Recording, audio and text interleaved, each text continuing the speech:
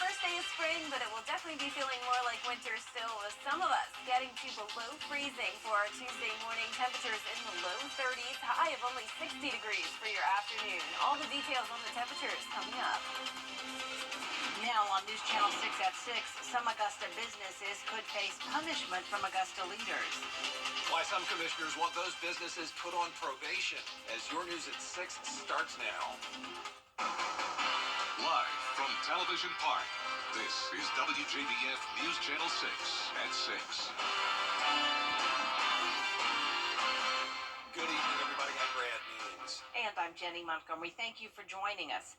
Coverage you can count on begins with one of Augusta's biggest events changing locations this fall. The Arts in the Heart Festival is moving back to its original location because of ongoing construction on Broad Street. Yeah, there is a lot of it down there. Graham Lee live on Telfair Street tonight. And Graham, this isn't the only event that's been impacted by all that construction. That's right, Brad. Arts in the Heart is actually the third event that's now been impacted by the construction downtown. The Augusta Christmas Parade had to do the same in December, and of course the St. Patrick's Day Parade over the weekend also had to change locations due to the ongoing construction. Now, Arts in the Heart has been using Broad Street for many years, but the downtown streetscape project is making Broad unusable. The city has notified the Greater Augusta Arts Council, and they decided to go back to their roots. So what does that mean for this year's festival? Well, the festivities for this year will include parts of the Green Street, Telfair Street, the old medical college, and the municipal building. We're really looking forward to the change. I mean, it's a big deal to change a festival that we've done the same way for so many years. But my team is on it. Like we've already met down here and toured spaces. We've done that twice. We're excited about this. So Brenda Durant tells me that over the next few months, the council will continue to meet and make plans for this coming fall. Of course, we're 6 months away from that, but the festival is scheduled for Friday, September 20th, and it will finish on Sunday, September 22nd. Live in Augusta, Graham Lee, WJBF, News Channel 6. It is time now for a check of the weather. Here's meteorologist Gemma Petracci. It's a beautiful Monday. We did start out with some cloud cover, but now we're back to sunshine as we take a live look in at our Terry Lambert Hyundai Skyview cam at Augusta Marriott. Great day, but it is very windy. Notice the satellite and radar showing the clouds have moved out and high pressure is taking over, and that means cold and windy conditions are moving in. We'll keep it dry and sunny, though, over the next several days. Showers to the south of us, snow to our north. Of course, that will not be moving in. But it will feel very cold tomorrow morning, like it could snow outside with temperatures in the low 30s, but it will be a dry day. Notice the temperature change already up to around 5 degrees cooler than it was yesterday, putting us in the 60s. 64 in Augusta, 66 in Allendale. Millen, you're at 63, 64 in Swainsboro. Wrightsville also at 63, 60 in Lincolnton, and already down into the upper 50s in Washington.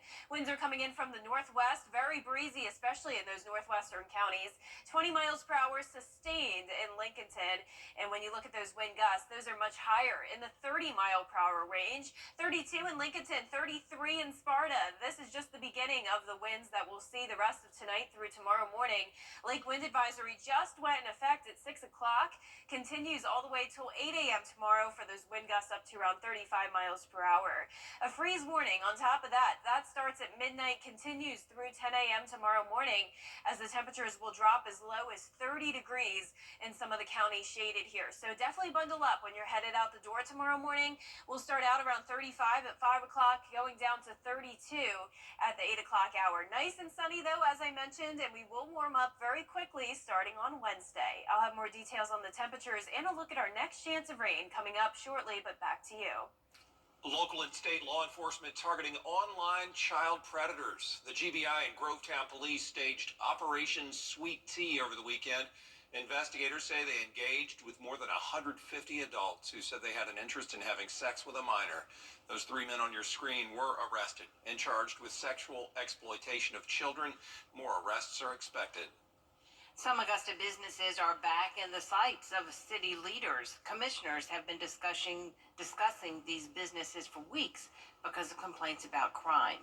Now they're preparing to take action. George Escala has the story.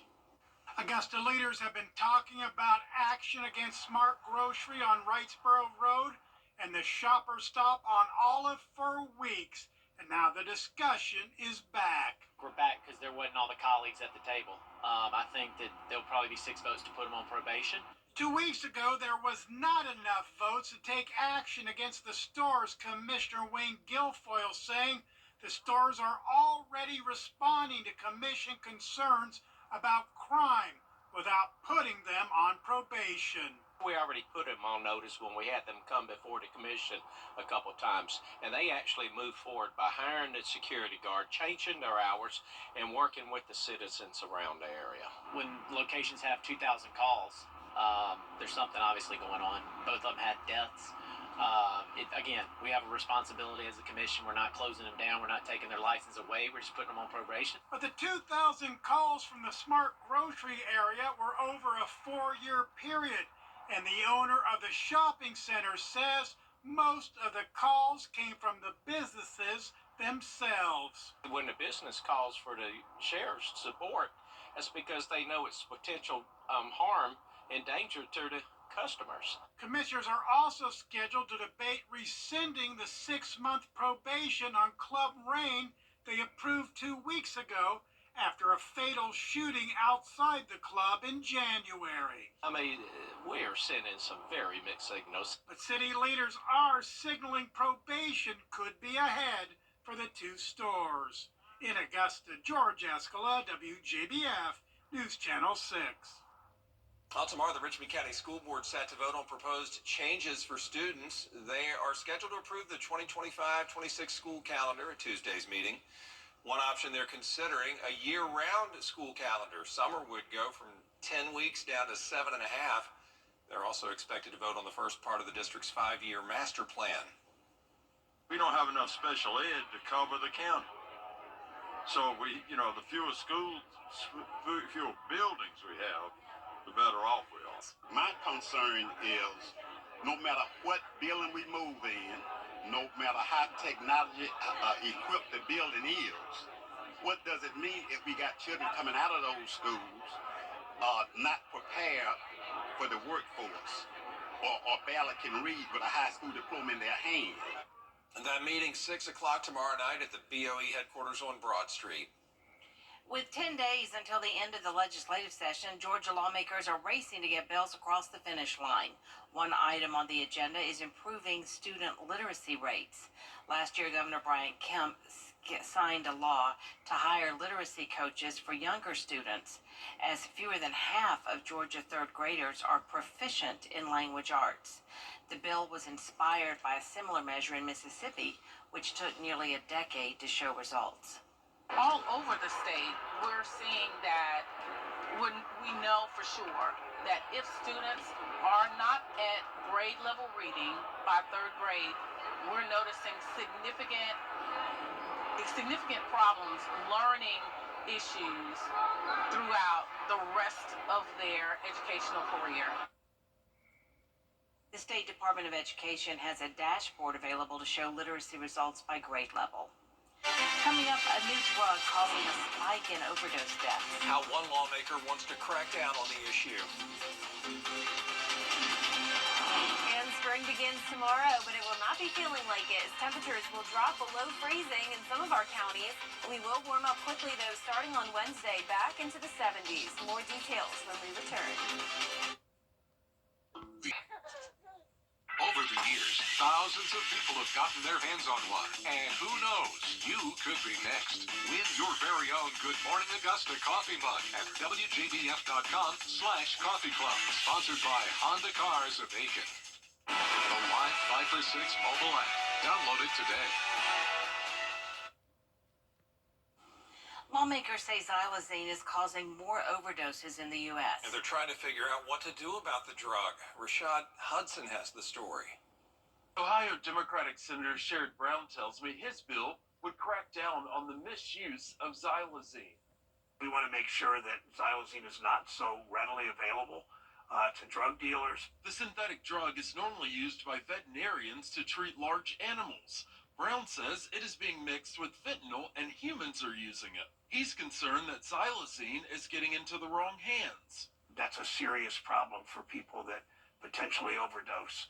His Combating Illicit Xylazine Act would make it a Schedule III drug and enable the DEA to track its manufacturing while also making sure veterinarians and farmers still have access to it. He says the bill has been endorsed by 39 state attorneys general, major law enforcement organizations, and veterinarian groups.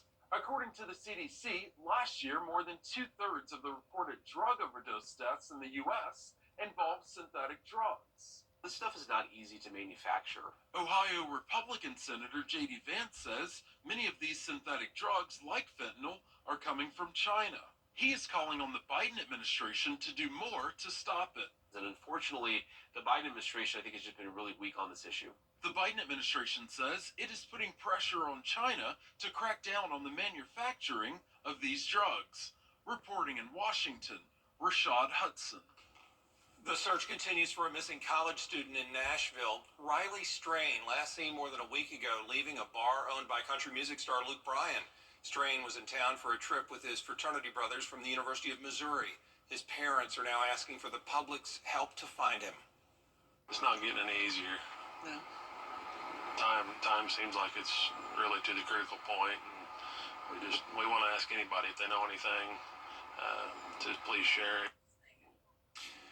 Two people say they found a credit card with Strain's name on it under a bridge. So far, investigators say there is no evidence of foul play. As we check in once again with Jenna and a look at our weather. Yeah, well, we're back to freezing temperatures tonight, at least for some parts of the CSRA. Notice the counties shaded in purple are under a freeze warning from midnight to 10 a.m. tomorrow. Temperatures falling into low to mid 30s. More details after this break. From scheduling. Now, your most accurate forecast with WJBF Live 5 for 6. Welcome back. I want to start out with a school shout out. Earlier this morning, I got to have the Classical Conversations homeschool community come tour the station with me. They had such a great time. There were kids of all different ages, and we talked all about the weather. They had a blast playing on the green screen. You can see some photos here of them trying out the green sheet that, of course, makes them disappear. They had so much fun with that. They were a great group of kids, great group of parents as well. So thank you so much to Classical Conversations for coming to WJBF today. Here's a live look now at our Terry Lambert Hyundai Skyview Cam in North Augusta. The sun is getting ready to set. We have a very clear skies outside. We had the clouds earlier, but those have moved out. Colder air is moving in, and along with the breezy winds, west wind coming in at 15 miles per hour, temperature of 64. Dew points are low in the 20s, and you can see on satellite and radar, not much going on at this time now that the clouds are out of here. Cold front to our southeast, showers and storms down in Florida with all the clouds in the Gulf of Mexico. But for us, we have this high pressure moving in, and that will keep us dry over the next couple of days, but it's also bringing in the cooler air with it. So right now, temperatures are in the low to mid 60s, even some upper 50s in our northwestern counties, 59 in Crawfordville, 61 in Thompson, Edgefield at 62, 64 in Barnwell, and 66 in Sylvania. The winds are pretty high this evening, all the way up to 20 miles per hour sustained in Lincolnton, 19 in Sparta, 15 in Augusta, and those wind gusts into the 30-mile per hour range, 30 exactly in Crawfordville, Washington, and Thompson. As of the 6 o'clock hour, we have gone under a lake wind advisories for those wind gusts up to 35, and this continues all the way through tomorrow morning. Now, on top of the winds, we also have the cold air, so we have a freeze warning for the counties here in purple, and that's where our temperatures will drop to the low to mid 30s. This morning is from midnight tonight through 10 a.m. on Tuesday. I'm going with a low of 30 in Saluda. I'm not expecting any upper 20s, so at least you don't have to worry about a hard freeze. That'll definitely help, at least when it comes to those plants. And you also don't have to worry about any frost because the winds are going to be strong enough to prevent any frost development. So we need calm winds in order to have frost. Now, the downside to that is that those winds will make it feel even colder than the actual temperature, feeling more like 27 in some of our northwestern counties. So definitely bundle up, need all the layers tomorrow, and you'll even want a light jacket throughout the afternoon, as we'll only top off in the upper 50s to around 60 degrees. So how about that for the first day of spring tomorrow? It will feel like springtime though as we go into Wednesday and Thursday, back to 73 degrees. Another drop down to 62 on Friday with some rain, and then the 70s come back again quickly. But that rain will definitely help with the pollen levels. They're high for now, but dropping down to some lower levels on Friday with that 60% chance of rain. So this will be our next system coming in. On Thursday will be dry, but the clouds will move in, and then you can see the rain warning comes by Friday morning, sticks around pretty much all day, so expect a cloudy, wet, and cooler day throughout your Friday. A few showers possible into Saturday morning, but the rest of the weekend will be dry. We'll keep you updated on that. But for tomorrow, 34 and clear in the morning, 60 by the afternoon and evening. That 10-day forecast showing a Viper 6 alert day tomorrow for that potential freeze. Then as we go throughout the rest of the week, our temperatures warm up. No longer worried about any freezing temperatures. We'll have that chance of rain once again Friday and Saturday morning. Now, congratulations, Tuesday's umbrella winner. That is Susan Mize from Hepzibah, Georgia. You won a Viper 6 umbrella. Congratulations. All right, Jenna, thank you. Thanks, Jenna. Coming up, it is time to go dancing in college basketball. Here from South Carolina and Clemson as the Gamecocks and Tigers get ready for March Madness in sports. There are trucks. Right back. Tired of what you see at all those other stores? Come see Weinberger's Furniture's new accessories. Check out the selection that changes daily. See our huge rug department. Buy a beautiful rug, and if it doesn't work, just bring it back. Can't decide what you need? We have stress-free in-home design. Our experts help you create customized spaces you'll love, right in your own home. Can you really get all this at prices better than the internet? Yes, you can. We wanted to... Today.